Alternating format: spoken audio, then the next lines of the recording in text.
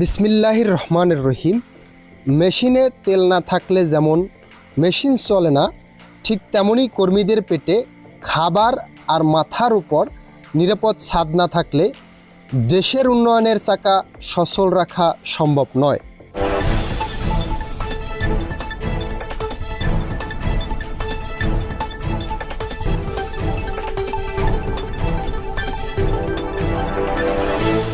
সম্প্রতি মিরপুরে একটি পোশাক কারখানার সামনে দাঁড়িয়ে কথাগুলো বলছিলেন পোশাক শ্রমিক আবুল কাশেম। তার এই সরল উক্তিটি বর্তমানে বাংলাদেশের সামগ্রিক অর্থনৈতিক উন্নয়নের এক চরম বাস্তবতাকে ফুটিয়ে তোলে। বাংলাদেশ আজ মধ্যম আয়ের দেশ থেকে উন্নত দেশের দিকে এগিয়ে যাচ্ছে। মেগা প্রজেক্ট, জিডিপি বৃদ্ধি আর অবকাঠামোগত উন্নয়ন আমাদের দেশের দৃশ্যমান অর্জন, কিন্তু এই সমস্ত উন্নয়নের পেছনে যারা দিনরাত ঘাম ঝরাচ্ছেন সেই সাধারণ কর্মীদের মৌলিক চাহিদাগুলো যদি অপূর্ণ থাকে তবে সেই উন্নয়ন কতটা টেকসই হবে তা নিয়ে বড় প্রশ্ন দেখা দিয়েছে। অর্থনীতিবিদ এবং শিল্প বিশেষজ্ঞদের মতে একজন কর্মীর কাজের মান এবং উৎপাদনশীলতা সরাসরি নির্ভর করে তার শারীরিক ও মানসিক সুস্থতার উপর।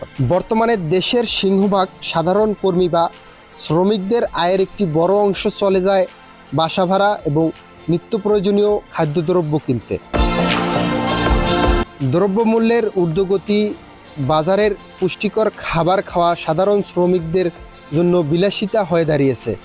অপুষ্টির কারণে কর্মীরা দ্রুত অসুস্থ হয়ে পড়েন, যা কারখানার উৎপাদন ব্যাহত করে। এছাড়াও আবাসন সংকট, অস্বাস্থ্যকর বস্তি বা মেসে গাদাগাদি করে থাকার ফলে শ্রমিকরা প্রয়োজনীয় বিশ্রাম পান না। অপর্যাপ্ত ঘুম ও মানসিক ক্লান্তি নিয়ে পরদিন তাদের ভারী মেশিনের সামনে দাঁড়াতে হয়। আমরা যদি শ্রমিকদের কাছ থেকে শতভাগ আউটপুট চাই তবে তাদের শরীরে জ্বালানি দিতে হবে।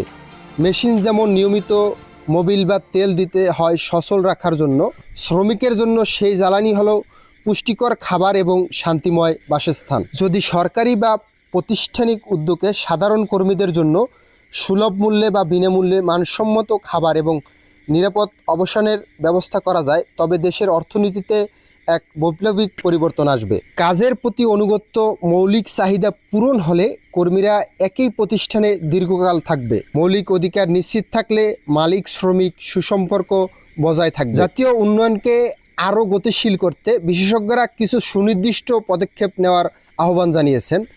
সারা দেশে প্রতিটি বড় শিল্প অঞ্চলে অংশীদারিত্ব পিপিপি শ্রমিকদের জন্য কম খরচে বহুতল আবাসন গড়ে তোলে। কারখানাগুলোতে বাধ্যতামূলকভাবে পুষ্টিকর মধ্যস্তর ভোজের ব্যবস্থা করা এবং শ্রমিকদের জন্য সুলভ মূল্যে চাল, ডাল, তেলসহ নিত্যপণ্যের রেশনিং কার্ড চালু করা।